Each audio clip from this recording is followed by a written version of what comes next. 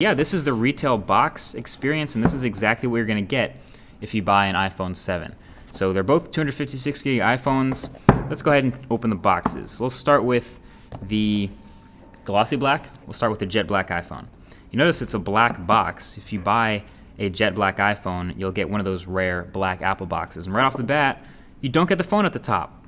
You get the Designed by Apple in California paperwork. And then there is the iPhone in all its glossy glory and the plastic on the screen protector.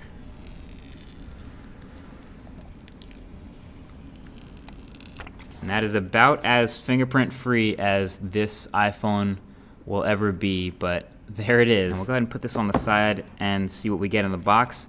Number one, you get your ear pods, not AirPods. These are your lightning attached earbuds. Well, first of all, here's your dongle, your adapter. This is your lightning to 3.5mm headphone jack adapter, and it's $9 if you lose this, but it's sold in the Apple Store. And then yeah, these are your lightning earbuds.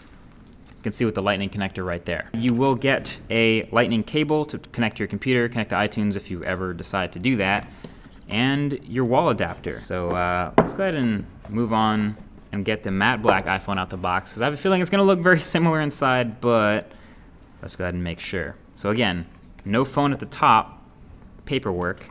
Move that to the side, and you get the iPhone. So matte black obviously looks super clean as well. This is a phone that is going to show fingerprints too, but not in quite the same way as the super glossy iPhone. On the larger phone side, you do have the dual cameras on the back that we showed in that first hands-on video. And then of course, if you compare it to another bigger phone like say the Galaxy S7 Edge, you'll notice it's still a lot bigger because it carries that much bigger bezel. I'm gonna actually boot this one up and see what we get as far as iOS 10's first boot. But yeah, it's still carrying a big old forehead, big old chin, the new capacitive home button, and I can confirm that when it's off, it doesn't move at all, which is kind of an interesting sensation. Let's go ahead and boot into iOS 10 and set it up for the first time. I speak English. Hey Siri. Hey Siri. Okay, so this is definitely a new step. It's telling me to meet the new home button. So obviously on the iPhone 7, you have the home button that does not move. It's just a piece of glass and it's pressure sensitive. So when we get started here, we'll be able to choose how much, I guess, pressure feedback or with the Taptic engine will feel when we press it. So 3 is a really firm click response. 2 is the default somewhere in the middle. The whole phone seems to be vibrating still, but it doesn't quite replicate a normal press. And then 1 is really light. That's almost like I don't know if I'm pressing it or not.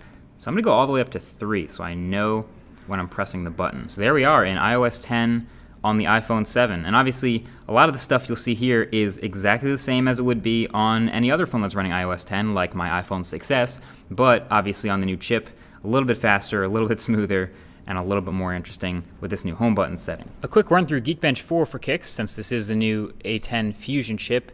And yes, 3 GB of RAM confirmed for the iPhone 7 Plus and 2 GB for the iPhone 7.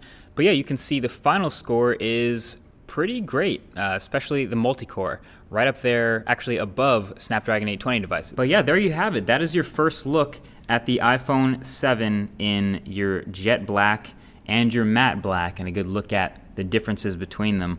Honestly, if you're having trouble picking, I would just go the safe route with the matte black. This is almost like a special edition phone at this point. If you haven't seen it in person, check it out in a store. You're gonna see the fingerprints and the scratches and things like that. But yeah, that's the unboxing experience, and that's what comes in the box, and that's what you'll find if you order a new phone from Apple this week. Either way, that's been it. Thanks for watching. Leave a thumbs up if you want to see more unboxing stuff like this in the future, and I'll talk to you guys in the next one. Peace.